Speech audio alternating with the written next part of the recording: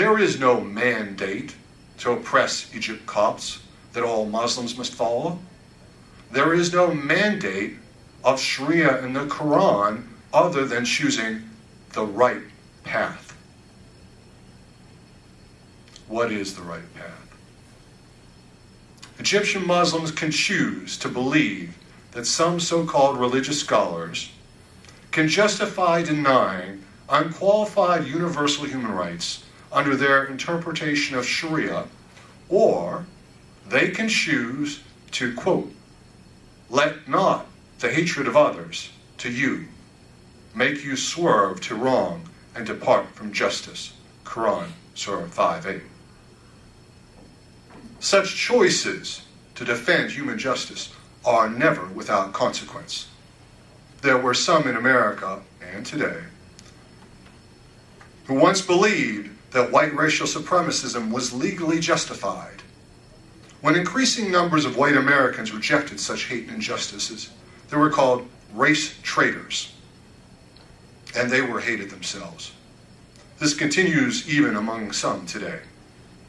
But real courage requires that we are consistently responsible for equality and liberty, not just for people like us, but also, and perhaps especially, for people who are not like us. So I also know that there are those Egyptian Muslims who have called for human rights that have been demonized and hated. Some are threatened as well. But the choices we make define who and what we are as human beings. The choices we make can shape the history of our nations and the future of our children.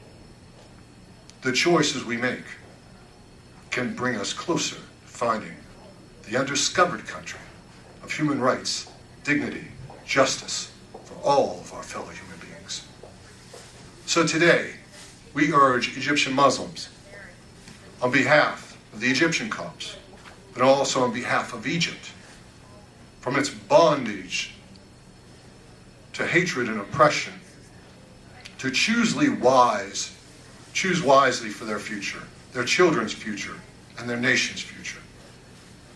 Choose to end the oppression of Copts in Egypt and the bondage of all Egyptians from codes that defy our shared universal human rights for all.